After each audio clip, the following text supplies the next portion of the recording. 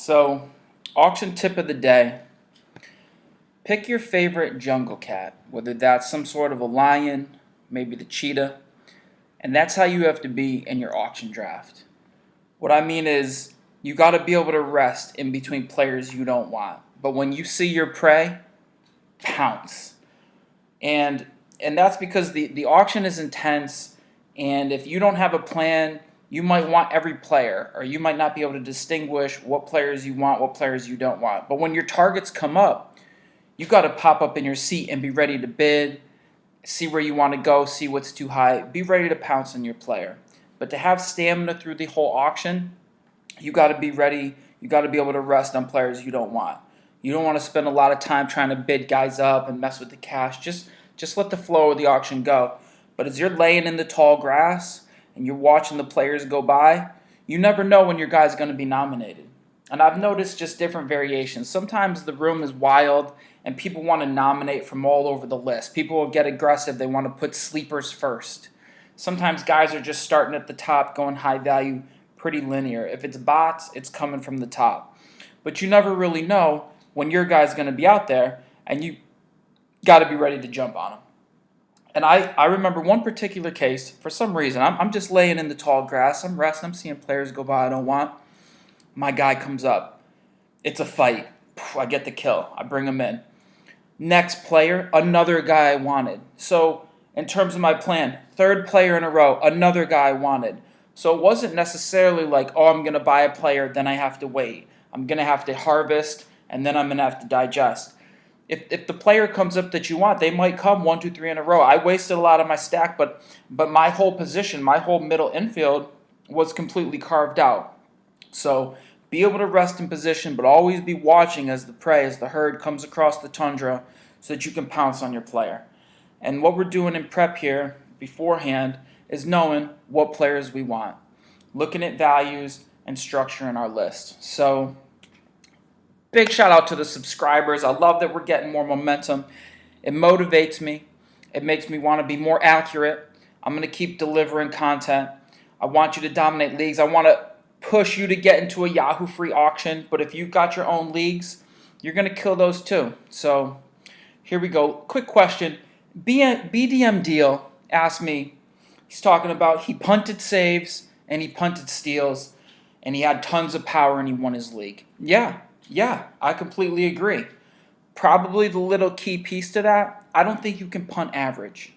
Let average be that little subtlety that you kind of want to push for, because if you punt average and steals and saves, the power could be really droughty and you could get your power in head-to-head. You could get it all in 1 week and just overpower some team, and then the next week go through a drought and see a little bit of loss. You might need some average to balance that out. Punting saves, for sure. I mean, during the season, turnover, there's constant turnover. There's new guys. If you're hitting the wire, if you're on Roto World and you're looking for closers, or you're holding holds guys that are going to become closers, or you draft just based on stuff, then we're going to fight for saves the whole season. And I'll just use anybody. I'll throw any guy out there that suddenly gets the job, or he's got half the job, like I think it was Winker, or I forget his name in Atlanta, but whoever, and just kind of piecing together like maybe I'll get some saves. Because again, buying a bunch of saves, you don't know when you're going to get them. 3 closers, 4 closers, you don't know.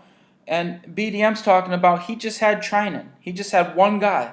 And if you have one guy like that wasn't that expensive that year, and he can carry you in saves, you'll win some saves that season. Steals are sporadic. I mean, my theory, I don't like to completely punt steals. I like to get them spread out. I like to get guys with pop and a little bit of bases. I don't necessarily need speedsters that aren't going to give me anything else, any sort of power, any sort of run production. But I'll take 10, 20 from 3 or 4 guys, from guys in my outfield. And I tend to think that steals kind of align with athleticism, kind of align with power. So I start to view guys in terms of the whole package. So a couple comments, just a little venting on the podcast front. This is what I'm talking about between finding different opinions on the same player that are just vastly different. If you want to check out a podcast, I like the Razzball podcast. These guys like to chit-chat for about 10, 15 minutes in the beginning of the pod, but then they eventually get to the players. And one of the reasons I like him, I'm not sure what his name, I think it's Ralph. Ralph will just take players and he just doesn't want to touch them. And I really believe in this in my draft strategy. There's some players I just want no part of in identifying them. It's not a matter of taking every guy and every guy's got his place. I mean, there's some degree of that, but there's some guys I just stay away from. And when they get drafted, I laugh. I go, great, I'm so happy you took that guy because you're just pushing more talent down my way. And Ralph seems to have a little bit of this. So a guy that Ralph just trashed was Joey Votto. He just trashed him. I don't even know. He had him like his 17th first baseman. He goes, he's 35 years old. He just hit 12 home runs. He's completely done with him. I respect that. I mean, Joey's got good plate skills, but at 35, you remember what we did to Pujols? Pujols started to age, and we started to say, no, we're not dealing with that. He just aged out. Shift over to sleeper and the bust. You would think Joey Votto's going to be an all-star again. They were talking about he's going to hit 28 home runs. Of course, Justin Mason, I don't like prospects. Give me old vets, and I'll pay for their track record. It's like, I'll take Votto over Rizzo. I mean, whoa, I'm not sure about that. This is a 35-year-old. That might have been the cliff. And what, you're going to go and just crane him up out of the garbage and run him into your lineup again in the 5th or 6th round? I mean, I mentioned Joey Votto, but money-wise, if he comes for $8, if I passed on every single first baseman and I'm looking to fill the hole, a couple bucks, but 20, 25? No, I'm not paying for Joey Votto like a real piece. I understand the contact rates and the track record, but again, 35, I'm not sure about that. So that's what I'm saying. If you listen to one thing, you could be in trouble because there's so much bias out there. And definitely don't let it be CBS Sports. I mean, you can listen to that for news or for entertainment if you want to, but those guys will miss on so many things. They report after the stuff happens. So after they're sure that a guy's good for 4 or 6 weeks, they'll be like, oh, this guy's good. Or they never give you the reasons why anything. They just say, I like him, I don't like him. I don't even know. Don't go by that. But anyways, maybe Razzball Podcast, they do a nice job. They're up and down on some stuff. Let me get into some of my stuff here today. I was checking out starting pitchers. I got a request. I'm going to go through your RPSP. That's starting pitchers with reliever eligibility.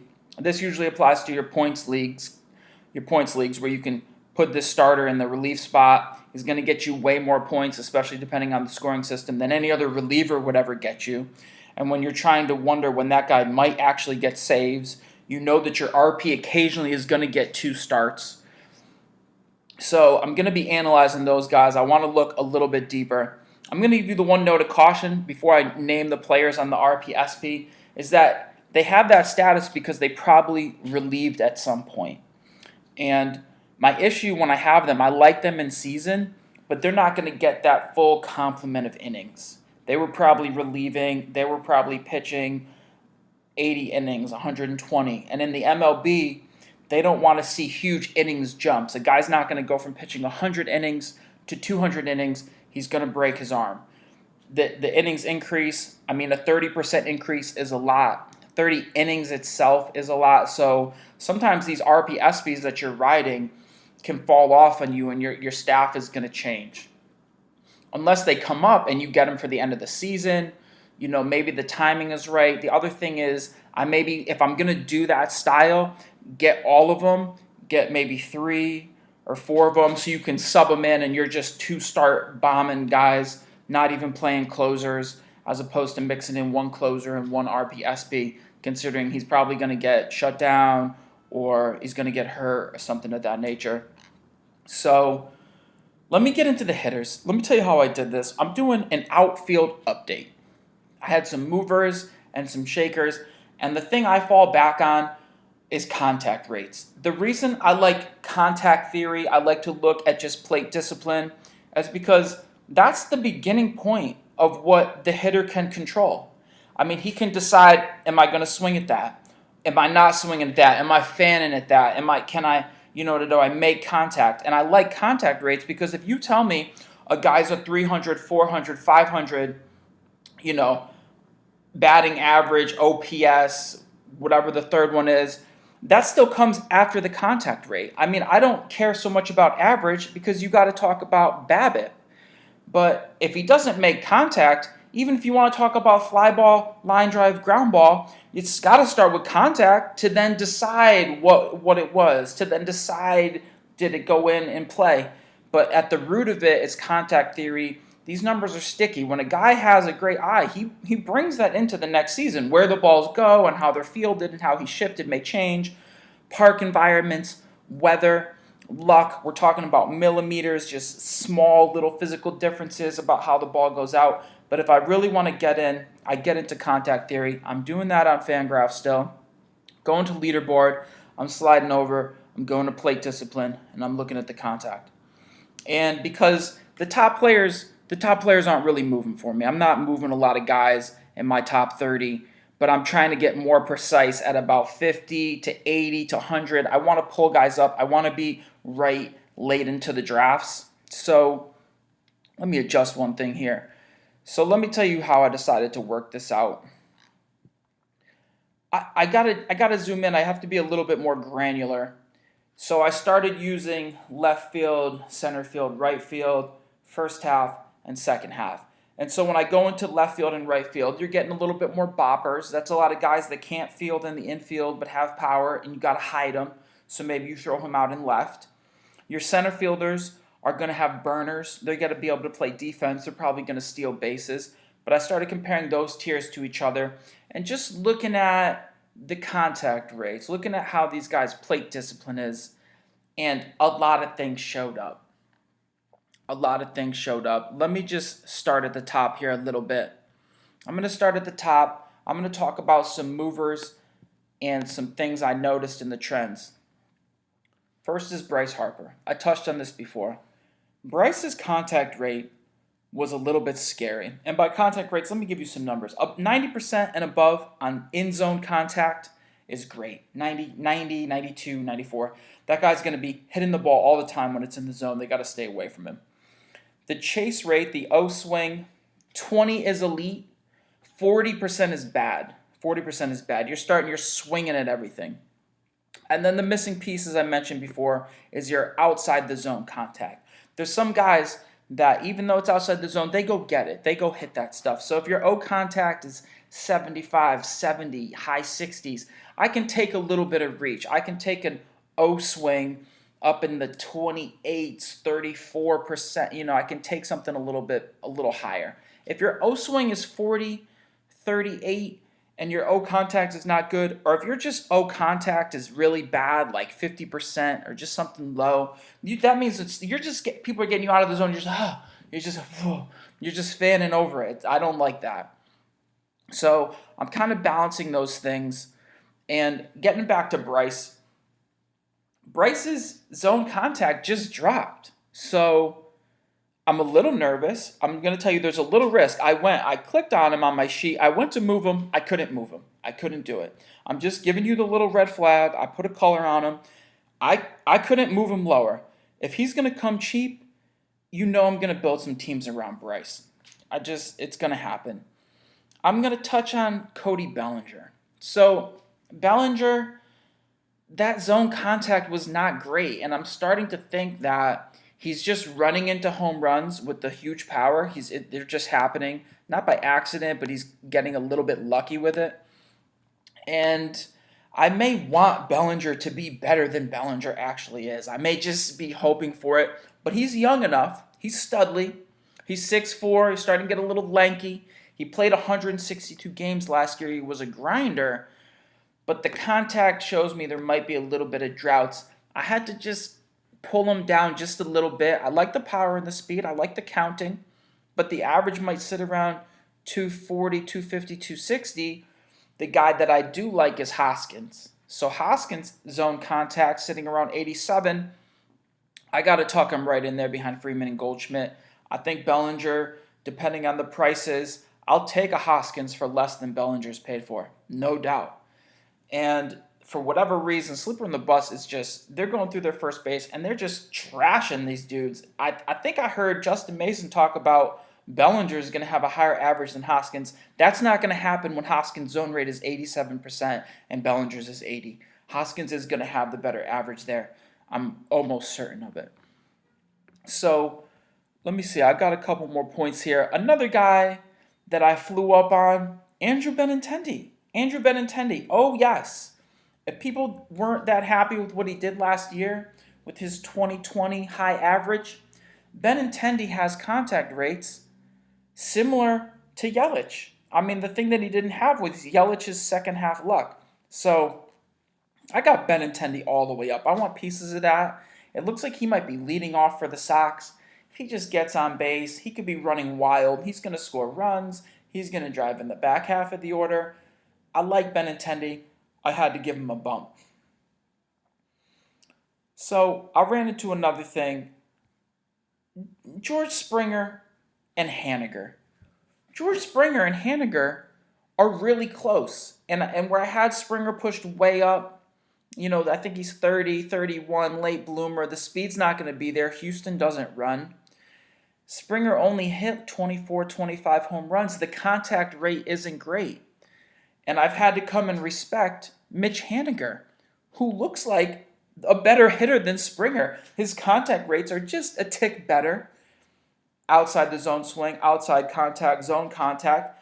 Haniger is Springer. He's 1 year younger. He had more power. So on my sheet, I had to do something. I had to kind of say, come on back down, Springer. Come on down.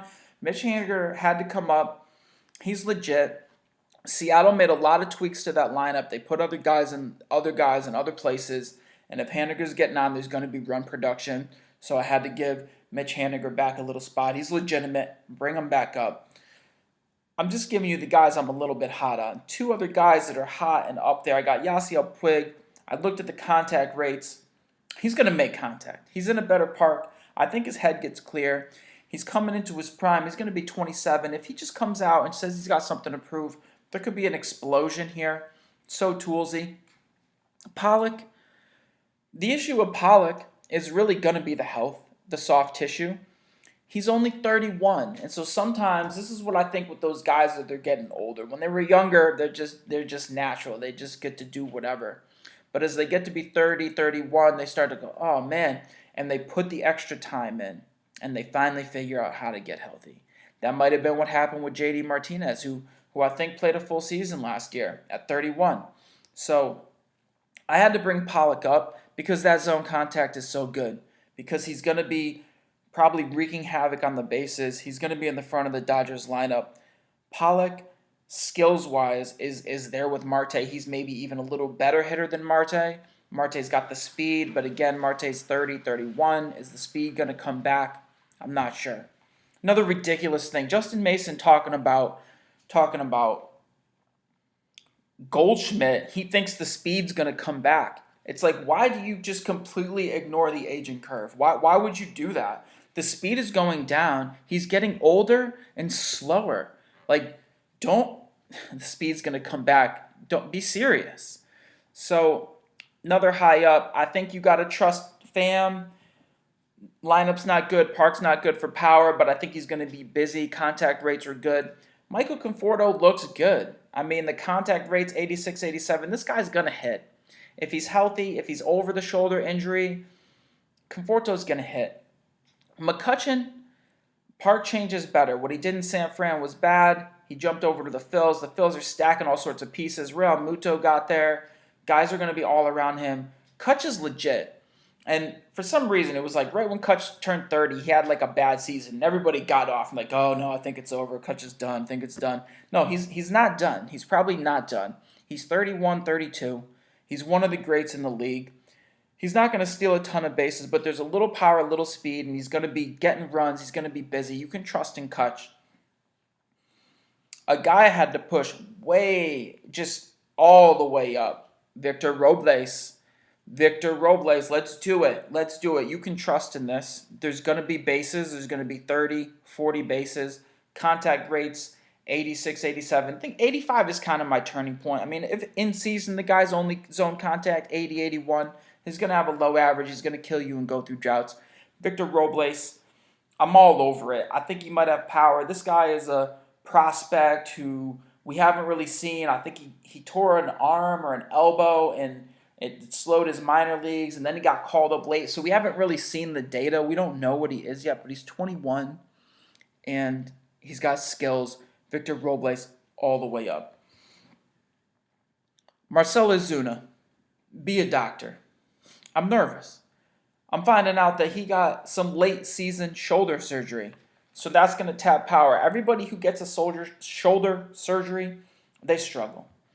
Brantley, you could go back to Adrian Gonzalez, I believe, who was for the San Diego and then moved to the Dodgers. I mean, the shoulder, it saps power. I don't know where he is. They said the team hasn't even really heard from him in spring training. He's texting. So I'm not sure about Marcell. Marcell had a good season. I like him to bounce back. The health is a concern. I just had to pull him down a little bit. I'm not going to play with that. If he comes in cold or starts the season late, I'm not impressed. Two guys that are legit. This is if you love average. If you're in love, you need average. You want to get that average up. BDM's talking about he's going to punt saves and steals and he's going to get power. He was using Kairis, Davis, Bryce. You want to mix a little average in there and maybe some bases. Kane and Brantley. These guys' hit tools are legit. They're a little bit older. They're in their 30s, but it's not over. They're legit players in the league. They're professionals. They're going to be all over the bases. They're going to hit for average. And I just had to throw this out there. I'm jumping out of the outfield for a second. This is right about in the tier where I am. Something's going on with me and Villar. I can just see it. I can just sense it now. As the days go on and I think about Villar and I think about him running a lot, and I don't really like second base, and I don't want to deal with Whit Merrifield or Cano, and there's a lot of things I don't like at second. I'm just starting to have a little thing for Villar. I think that's where I'm going to kind of rest. I know that he's going to be expensive, but I'm probably willing to pay the little bit of a premium. I'm just pointing that out. Cedric Mullins II with Baltimore. Guys, it's going to happen. This guy makes great contact. Great. 91, 92%. Cedric Mullins' eye and his plate discipline. I don't know what the counting stats are going to be. He didn't get that busy on the bases. He didn't get that many home runs. I think it was probably only 6 and 6 in his limited sample.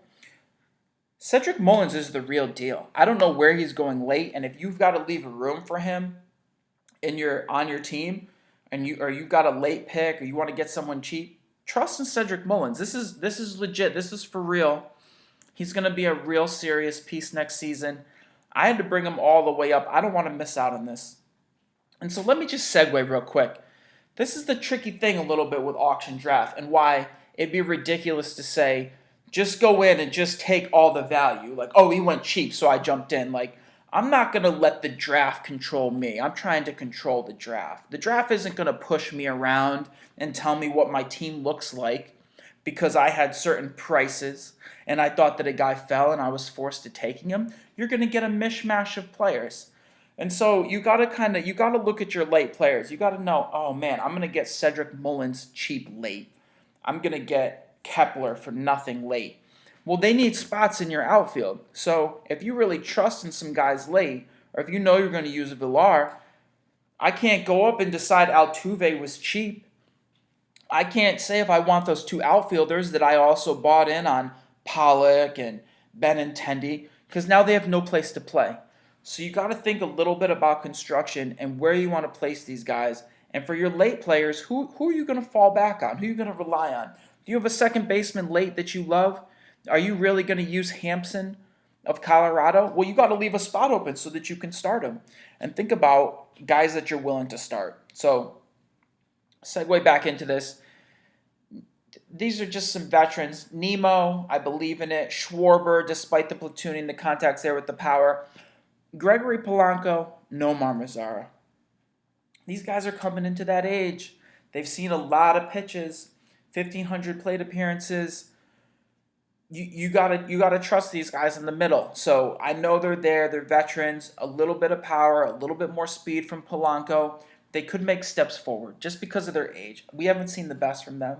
They've been playing in the league a lot. They're going home. They're going, how am I going to become a better player? I'm trying to get paid in this league. They're going to be batting third. They're going to be in the middle of lineups with run production. You're good with Polanco and Mazara. I wouldn't slam them down any further. This is just a segue again. I just keep getting reminded of things. This is how I know. Joe Pisapia, I guess he wrote the Fantasy Black Book.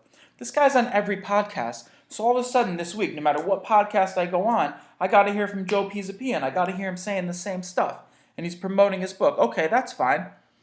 He comes out and he goes, nominate Baez in an auction. That's a good guy to nominate because a lot of guys are high on him, and you're going to get money out of the league. That is absolutely absurd, Joe. That is the worst advice I have ever heard. In no place am I going to be nominating Javier Baez early to get money out of the league. That's absolutely crazy.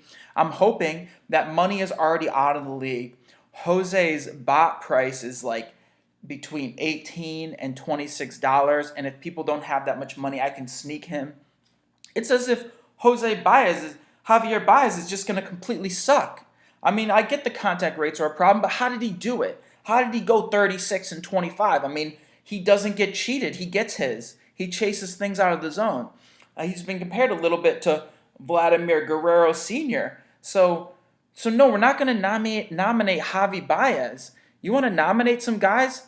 Nominate Carpenter. Nominate Encarnacion or Cano, guys with name value, but they're in their mid-30s. Those are guys you want to nominate to get money out. Guys that you don't want to deal with. Javi Baez, that you just want to give him up? He plays at all the positions. He's a multi-position guy. And that's the other thing. This was a mistake that I'm adjusting from last season. I overvalued multi-position players. And with daily lineups, and if you have a lot of leagues and you're setting a lot of leagues, you're not really going to check handedness. I mean, yeah, I'm going to keep everybody busy in the league, but multi-position eligibility didn't help me that much. In the end, all that really helps is taking that player with multi-position and putting him in the worst spot he could be. In the end, on Yahoo, Rizzo could play second base. He went to second. I didn't bounce them all around because there's better guys to put in the outfield than into first. So you're just trying to move guys to the weakest position, but they're not bouncing all around. I'm not going to pump a guy up just for multi-position eligibility. Let me get through a few more of these outfielders that I'm high on. These are late guys that I had to push up. Kepler, I don't know why I'm going to keep talking about him. I got him up still. Malik Smith, this is really going to happen. This is really going to happen. You need late speed. You want speed generally. You want to do what BDM was talking about, but then get some steals back late. It's Malik Smith. He's leading off with guys behind him for Seattle. The contact rates are good. The speed is real. He's going to be all over the bases. So with Malix and Cedric Mullins II, these guys are probably going late for nothing. You got to find a way to get him into the lineups.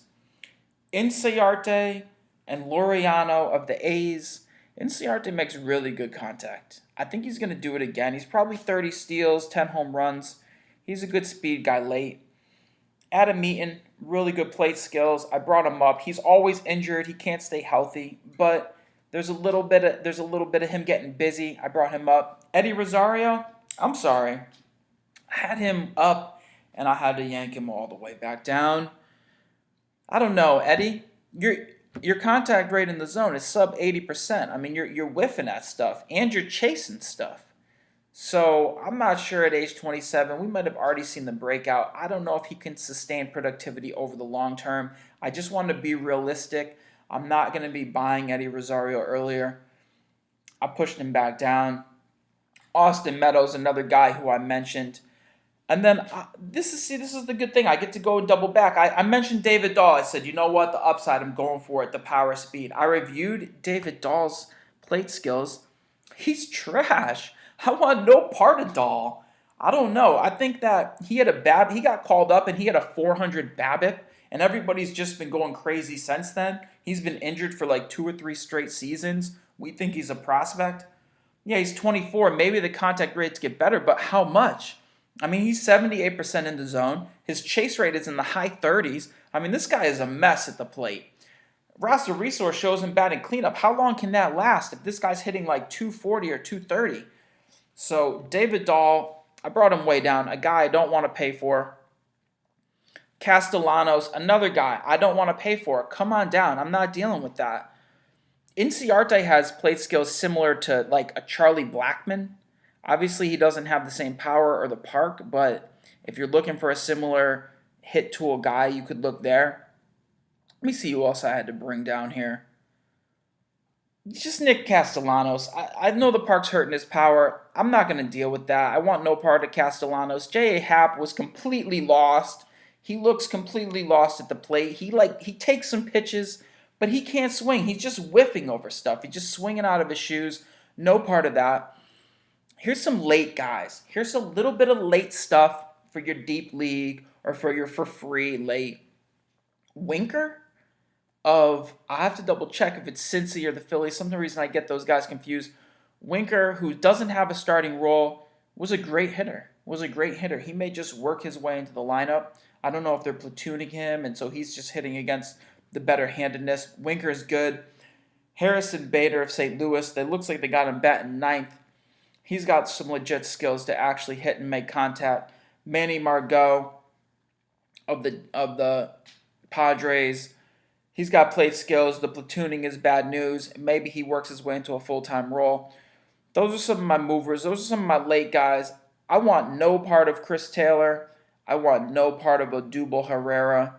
Those are some guys you can nominate that I want no part of that I had to move way down. So I was just analyzing some contact skills. That helps me move guys around. Big shout out to the subscribers. I'm on Twitter at DailyJLee. Subscribe to this piece. It just keeps me going. It keeps me excited. I'm going to keep bringing you content. We're going to dial this in. We're going to get this list really tight. I hope some of this was helpful. Look out for SP is coming soon. There's going to be some RP SP. I'm going to get into some deep SP. We're going to look at skills. We're going to look at some swing and miss. We're going to look at some velos. I'll be back. Holla.